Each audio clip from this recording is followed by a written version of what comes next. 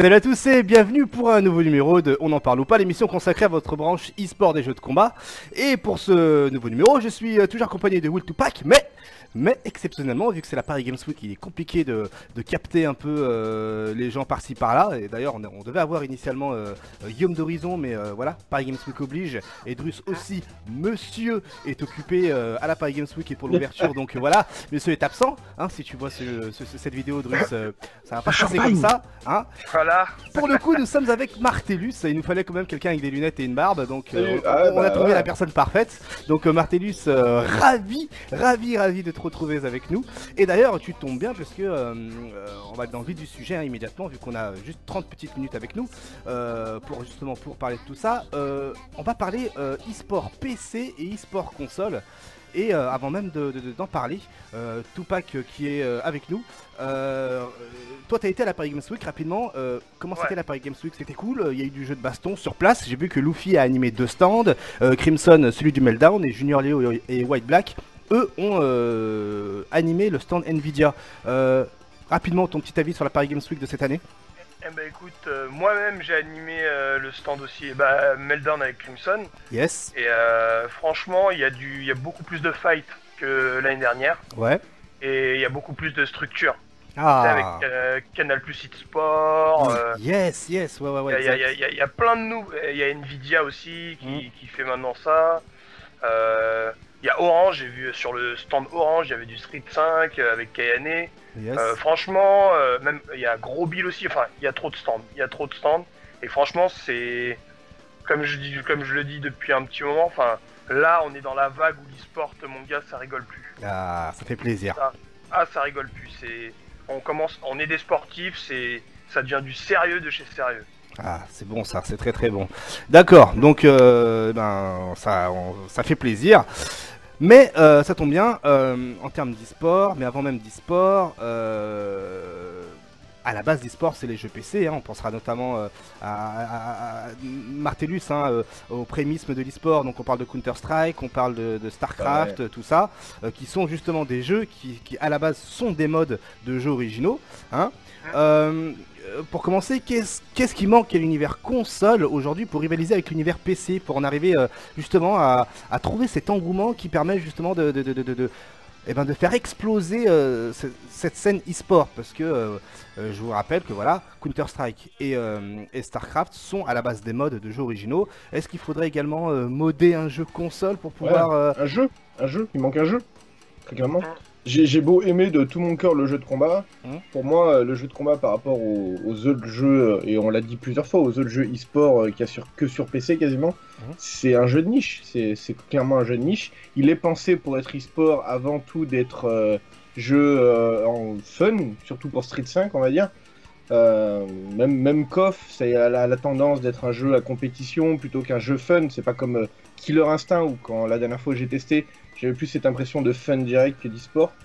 Mais il manque un jeu, il manque une grande facette et il manque aussi un intérêt des constructeurs peut-être général. Moi, je suis d'accord sur ça. J'ai complètement général. Si Street 5 avait un jour un potentiel à pouvoir basculer sur PC, peut-être qu'il y aurait un intérêt envers masse constructeur de tout composants informatiques, etc. Donc masse thune, donc masse engouement peut-être. Je sais pas comment on peut trouver l'équation parfaite, mais bon, peut-être qu'un jour, hein, elle y sera. Hein. Et toi, Tupac? Bah moi je pense que, enfin déjà quand, je sais pas moi, quand Blizzard sort un jeu ou Riot ou quoi que ce soit, c'est derrière ils font un suivi comme un médecin, tu vois, qui s'occupe de son patient. Yes. Ça fait, ils sortent les compètes, ils sortent l'oseille, il faut dire ce qu'il y a, ils sortent l'oseille. Et ils te créent une ligue, ils s'occupent des joueurs de A à Z.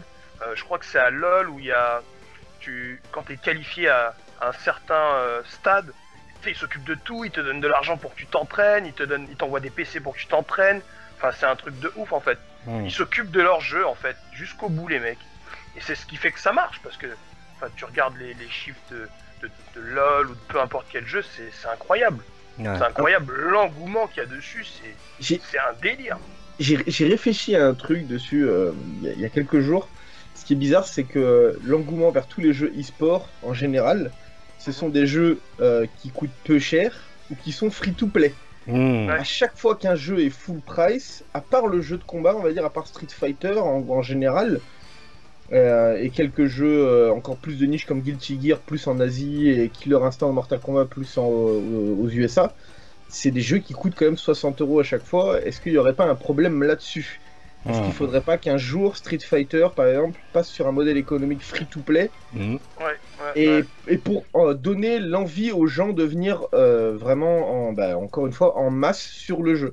Parce que l'effet free-to-play ramène des millions de personnes, ne cachons pas. C'est clair. Il y a aussi le truc que, Mortal Kombat, Warner, ils sont derrière aussi. Parce que le jeu, entre guillemets, il marche pas en Europe, il marche pas en Asie. Mais aux States, c'est un délire. Ça, fonctionne, c'est un délire parce que Warner suit, ils font des ligues, des ESL. Au début du jeu, il y avait un truc où tu gagnais 15 000 $ toutes les semaines ou une connerie comme ça sur un tournoi, sur le net. Eux, ils suivent leur jeu. Capcom, ils suivent leur jeu avec le Capcom Pro Tour, mais c'est pas avec pareil. Leurs moyens. Avec leurs moyens. La Warner a d'autres moyens. Il y a des fonds qui tombent du ciel, avec les films et tout. Ouais, mais la Warner, quelque part, ils le font bien, le truc, tu vois. Je suis d'accord. Ils le font bien parce qu'il y a même Ed Boon, le mec qui a fait le jeu. Tu sais, il poste souvent sur Twitter, les gars, qu'est-ce que vous voulez? Ah, c'est vrai.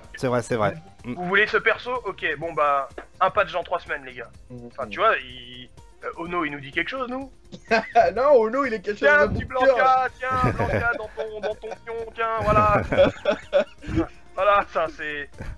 Ed Boon, il suit des trucs, Warner est derrière, alors que le jeu, normalement, techniquement, il marche moins bien que Street, tu vois. Ouais. C'est chaud de dire ça, parce qu'il y a des chiffres qui viennent de tomber, là, sur les 6 derniers mois.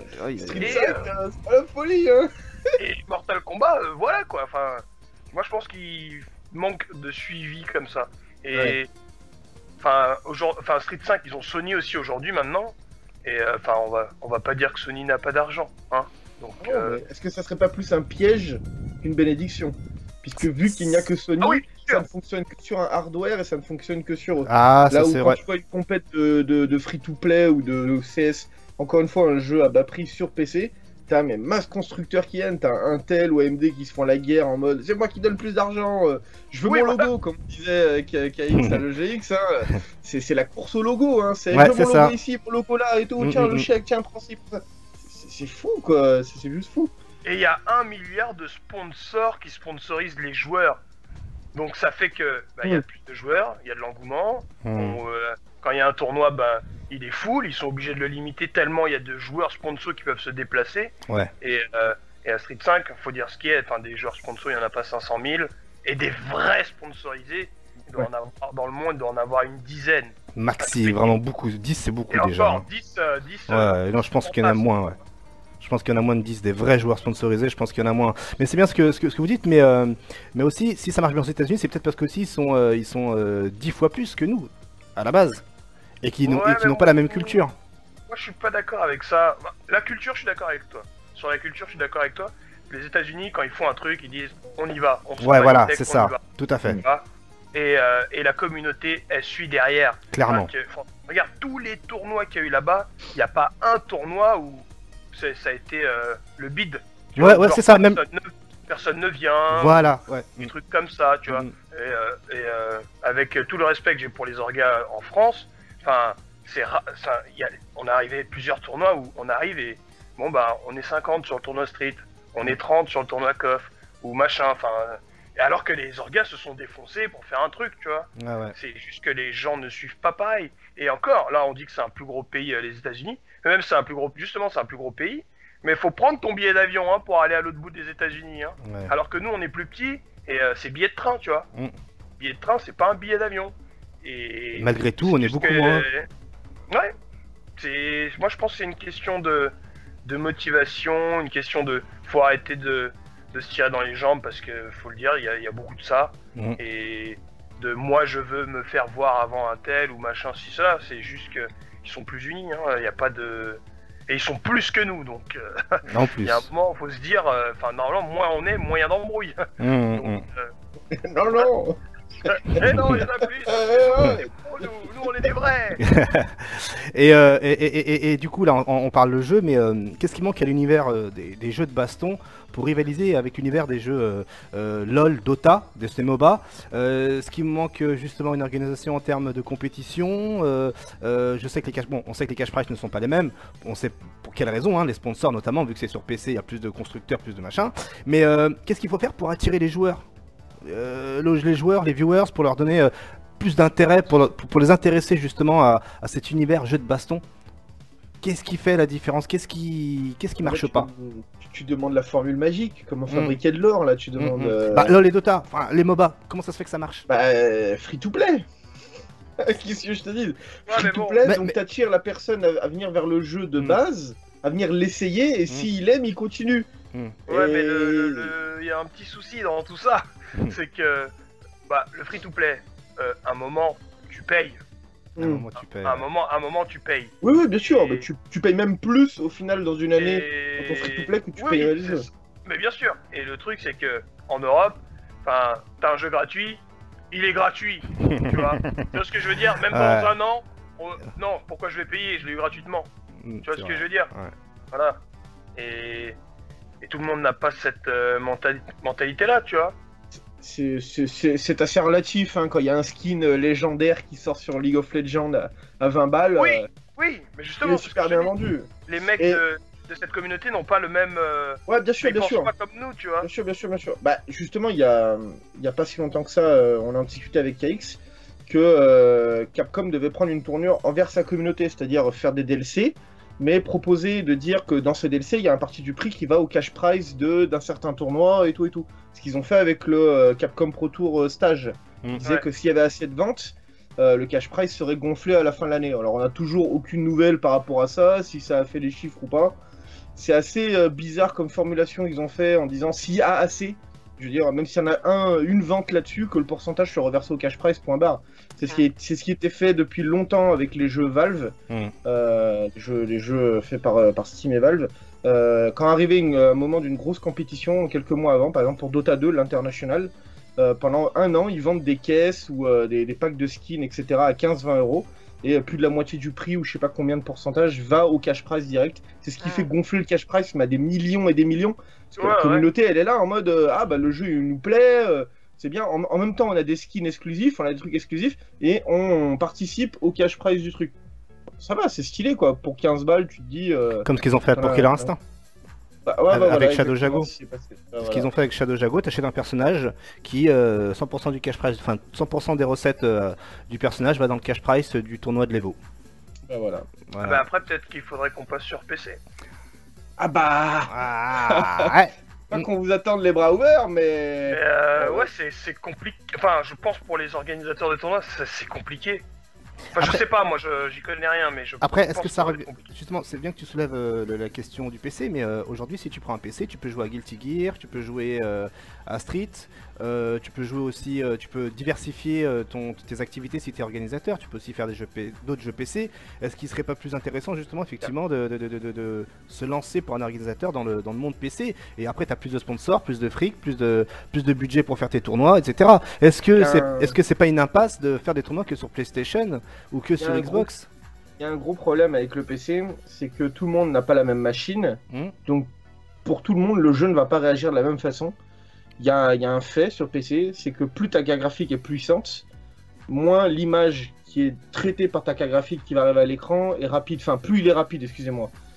Et même si tu as 60 FPS affichés tout le temps, si ta carte graphique elle est un peu juste ou un tout petit peu plus puissante que le requis, elle va traiter l'image un peu plus lentement que le mec qui a un config à 2000 euros. Donc c'est à dire qu'un mec il peut se taper 4 frames de lag et l'autre il va se taper 9 frames de lag. Donc personne ne joue sur vraiment des setups optimisés, on va dire. Street 4 ça en est arrivé à la fin parce que Street 4 est pas si gourmand que ça, mais Street 5 vient de sortir et demande pas encore une configuration très lourde, mais demande quand même avoir un petit PC quand même pour jouer. Et c'est ça le gros problème du PC, c'est-à-dire qu'il faut qu'il y ait une configuration unique au monde pour jouer dessus. Voilà. Il faut pas qu'il y ait une configuration qui change parce que dans ce jeu-là, même le traitement de l'image en lui-même du jeu est super important ensuite. Donc ça en devient fou. C'est pas comme sur un autre jeu où c'est un peu plus permissif à la LoL ou à un FPS. C'est quand même plus permissif là-dessus. Donc voilà le gros problème du PC. Mais venir sur PC, ça débloquerait des fonds voilà, considérables. Ça ferait avancer de ouf la communauté des jeux de baston, ça c'est clair. Regardez les scènes aujourd'hui des jeux e-sport PC et la scène de... Il y avait encore, il y a pas si longtemps que ça, il y a eu le tournoi en Pologne ou je sais pas, enfin dans un pays de l'Est sur plusieurs jeux Dota, Counter-Strike, mais la scène c'était n'importe quoi. J'ai regardé les finales pour Counter-Strike, c'était n'importe quoi les gars. Je vais me faire une frionnelle, hein, mais j'ai jamais vu ça. Franchement, j'ai jamais vu ça. La scène, il y avait des sacs de sable, il y a des mecs qui sont rentrés avec des armes factices, ils tiraient, les jeux de lumière, il y avait des flammes. C'était une scène de guerre que les mecs voyaient et les joueurs rentraient là-dedans. Mais les gars, à un moment donné, mais le pognon il sort d'où quoi? C'est un truc de malade mental. Nous, on se tape des scènes, le GX c'était parfait, hein, nickel. On se tape des scènes comme ça, alors que juste à côté, 10 mètres plus loin, t'avais la scène de jeu Counter-Strike, avec les mecs dans des box et tout, écran géant massif, plusieurs les jets de fumée, tout ça. Non mais, on est sur un autre monde, c'est un truc de ouf. Le jeu de combat a encore du retard là-dessus, hein, je pense. Hein, un retard côté scénique. Ouais. Il y a un retard là-dessus pour attirer les gens à vouloir regarder. Ouais, c'est ça. Et il y a quelque chose qui manque au jeu pour attirer les gens à jouer, c'est tout. Hein. Alors, on est en retard sur plusieurs points. Hein. Enfin, sur le fait du PC, l'aspect communautaire, l'aspect soutien, tout ça. Enfin, on a beaucoup de lacunes. Hein. Parce que Capcom a voulu simplifier son jeu, Street Fighter V, pour attirer une nouvelle audience, mais en clair là, si on fait le résumé, c'est pas suffisant pour attirer de nouveaux joueurs. Simplifier un gameplay. Non, c'est un bon début. C'est un bon début, mais avec l'avancée du jeu, on se rend compte que au niveau ça reste quand même difficile, tu vois. Donc il manque quelque chose, quoi. Il manque tout simplement quelque chose. D'accord, très bien. Ensuite, on va justement enchaîner sur les tournois, plus ou moins sur la communauté. On l'a remarqué cette année, hein, surtout pour 2016-2017, pardon, on a assisté à la fermeture de plusieurs salles d'arcade, notamment Arcade Street et il y a des mois en arrière Versus Dojo sur Paris. Il y a des tournois qui font une pause ou qui s'arrêtent définitivement. On pense notamment au Double Chaos Summer Event de Rouen qui ils arrêtent. Apparemment ils arrêtent, ouais, d'après le président. Et le Stunfest qui fait une pause d'un an pour une histoire de statut. Et on pense aussi, on enchaîne derrière avec l'annulation de certains tournois qualificatifs de Guilty Gear Xrd de Revelator, de l'Arc Révolution. Et on pense par exemple à Lyon, ça a été annulé. Et en plus de cela, on a l'impression que, comme le soulevait très bien Damascus sur Facebook, il n'y a pas si longtemps que ça, il n'y a même pas quelques heures. Voilà, quelques heures. On a l'impression que la communauté en France est devenue super inactive, avec beaucoup moins de streams, hormis sur Lyon. Crimson fait ses streams, moi je recommence à faire mes streams, etc. KOF 14, il vient de sortir, mais il n'a pas l'air d'attirer masse monde en France. Je parle en France, ni même en Europe. Les joueurs de Street 4 ont quasiment déserté l'univers des jeux de baston.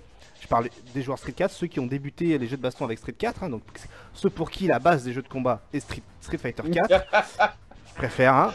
Est-ce que, en résumé, est-ce que ça joue moins qu'avant ou est-ce que les jeux de baston sont en train de mourir? Tout simplement, je pense que déjà il y en a, ils aiment pas Street 5. Yep. Donc on va dire que sur ça, la communauté elle est un peu radicale. Ouais. Quand il y a un jeu qu'ils aiment pas, il va au cimetière direct. Il n'y a pas d'embrouille. Et le truc c'est que du coup c'est simple. Tu regardes le nombre de top players français qu'il y avait à Street 4 et le nombre de top players qu'il y a à Street 5 pour parler en petits chiffres. Enfin, il y en a beaucoup moins. Bah ouais, Gagapa et Valmaster, ils ont backdash quoi. Gagapa, Valmaster joue plus, Starnab il joue plus. Ouais. Il y en a plein qui jouent plus. Il y en a plein, ouais. En y pensant, il y a aussi. Donc derrière, tu mets les joueurs, un peu moyens ou les casus, c'est sûr que s'il y a moins de top, il y aura moins en dessous encore. Tu vois. Donc Ouais, non, je pense pas que le jeu de combat meurt parce que... Enfin, ça joue partout ailleurs, à part un peu moins en France. Mais oui, on manque de petits événements, de trucs comme vous faites à Lyon, les sessions, comme ils font à Londres, là, le bracket reset. Moi, je trouve ça génial, moi, ce qu'ils font. Ouais, c'est excellent. C'est génial. Et puis, c'est super bien organisé. Enfin, j'ai vu des photos de leur setup. Ils ont un stream qui déchire. Enfin, pourquoi on fait pas ça? Parce qu'à Paris, là, qu'est-ce qui vous reste à Paris concrètement? Rien. Ah ouais, ok, d'accord. Ok. Rien. C'est fini il y a plus rien. Meltdown, je sais que Abou faisait des tournois, donc Gamelines faisait des tournois Street Fighter. C'est fini ça au Meltdown? Il y en a plus au Meltdown, mais Abou en fait là, lui, il est plus sur. Lui, Abou là, il travaille. Là, il travaille sur. Là, il les voit plus grands là. Ah. C'est ce que j'ai cru comprendre. Parce qu'Abou, lui, il lâche pas l'affaire et il veut nous faire un truc de ouf. Et bon, bah, vous connaissez Abou, il est motivé depuis Day One. Ouais, donc c'est clair. Là, il est en train de nous avoir des trucs de ouf. Donc, tant mieux, entre guillemets, qu'il arrête de faire les petits trucs pour nous balancer un truc qui va nous mettre une claque. Mais ouais, on manque clairement d'événements réguliers, évidemment. Parce que, un truc hebdomadaire. Voilà, c'est ça. Parce que je vois déjà nous dire, ouais, mais il y a la Republic of Fighter à Paris, il y a Red Bull Comité. Oui, il y a des tournois, il y a des gros tournois à Paris. Oui, mais là, on parle de choses régulières, hebdomadaires limite ou mensuelles. Effectivement, vous avez plus vos rankings et ça, c'est bien dommage parce que Gamelines, mine de rien, était un acteur majeur à Paris pour vous faire bouger. C'est vrai. Et en plus, vous avez plus de salle d'arcade. Street Fighter V n'est pas en arcade, même si en 2017 il le sera. J'ai l'impression que, comme on le sait très bien, Paris, c'est un peu comme pour les joueurs de la région en France, hein, c'est un peu comme le Japon, c'est-à-dire qu'on prend toujours référence sur Paris, parce que c'est là où il y a le plus de meilleurs joueurs. C'est clair que si à Paris il y a moins de joueurs, enfin il y a moins d'activités, donc moins de contenu à regarder, c'est clair qu'au fur et à mesure la communauté va avoir un poil sur la main, quoi. Va être flemmarde. Ouais. Et est-ce que le jeu en ligne justement pourrait pas pallier à cela? Ben personnellement, moi je joue beaucoup en ligne et enfin, ça joue autant en ligne qu'à l'époque. Enfin, non, je vais dire une connerie. Ça joue quand même moins que Street 4, qu'à l'époque de Street 4 en ligne, mais ça joue quand même. Et non, moi je pense juste que c'est une question de motivation. Hein. Je pense juste que c'est ça. Hein. D'accord. Et qu'est-ce qu'il faudrait pour motiver les joueurs? À part avoir des. En fait, il faut ces trucs hebdomadaires, réguliers, pour ranimer la flamme. Déjà, pour commencer, avoir au moins un truc comme le bracket reset à Londres, je pense que ça déjà, ça va faire bouger les choses, ça va motiver les gens. Il y a un petit tournoi toutes les semaines, ils vont avoir envie de s'entraîner pour la semaine prochaine, donc du coup ils vont jouer plus sur le live, plus jouer en session, et voilà. Donc moi je pense déjà juste ce point là pour commencer, ce serait pas mal. Et éventuellement l'organisation de tournois en ligne comme à l'époque lors du Fight Play, est-ce que ça aussi ça peut être une source de motivation? Très bien, c'est très bien que tu en parles. Parce qu'il y a quelques jours sur Facebook, j'ai eu un souvenir. Et j'ai vu, les posters des All Lights on Me. Yes. Wow. Et ça, mon gars, faut dire ce qui est. Enfin, à l'époque, ce petit truc là, mais ça nous rendait ouf, tu vois. Ça nous rendait ouf. Yes. Moi, dès que je voyais une annonce le soir, mais on était tous devant notre PC pour avoir un match de foot, ce que tu veux. On s'en foutait, on voulait voir de la tape, tu vois. Yes. Ça, ouais. Et ça, c'est ça. Bah juste ça, ce serait bien que ça revienne. Et bah ça va revenir, Parce que ça, c'était trop stylé. Bah ça revient justement la semaine prochaine, parce que les On en parle ou pas, une fois par mois c'est en live. Et donc ça va être les On en parle ou pas seront en plusieurs parties. Donc la première partie c'est un On en parle ou pas classique. Comme maintenant mais en direct on va réagir avec les viewers, donc ça va durer une petite heure. Et ensuite la deuxième heure, ce sera un All Lights on Me avec deux joueurs qui vont se taper sur la gueule. Et toi, Drus et moi-même commenterons ce défi-là qui sera bien salé, j'ai l'impression, et on fera même un briefing. Oui, et ça mettait la hype. Ouais, et on invitera le gagnant et le perdant dans une conversation Skype pour récolter le sel et tout ce qui s'ensuit. Ok, très bien, bah ouais, bah. Une dernière chose, ouais, dis-nous. tu vois, quand à l'époque de Street 4, tu sais, t'avais le All Light Sand Me dans la semaine, et sur le week-end, on enchaînait avec un Bushido. Ouais, ça c'est vrai. Donc c'était, enfin, tu sais, on était dans le truc à l'infini, on était dans un loop, tu vois. On était dans un loop, et comment en voyant ça, t'avais envie de jouer, de devenir fort, d'aller montrer que toi aussi t'es pas un PD, tu vois, entre guillemets. Et voilà quoi, donc, enfin, c'était bien, c'était ouf. On va essayer d'être acteur de cela. Dernière chose, ça te concerne toi, Tupac. Et oui, tu vas partir d'ici quelques heures, entre guillemets, quelques jours. Tu pars au Brésil pour les finales régionales Capcom Pro Tour. Est-ce que tu as pu un peu voir qui étaient tes adversaires, qui est-ce qui t'attendait là-bas, et est-ce que tu as pu t'entraîner, et qui te fait le plus peur là-bas? Alors je m'entraîne beaucoup, je continue à m'entraîner. D'ailleurs il y aura un tournoi à la Paris Game Week qui va me servir de bon entraînement.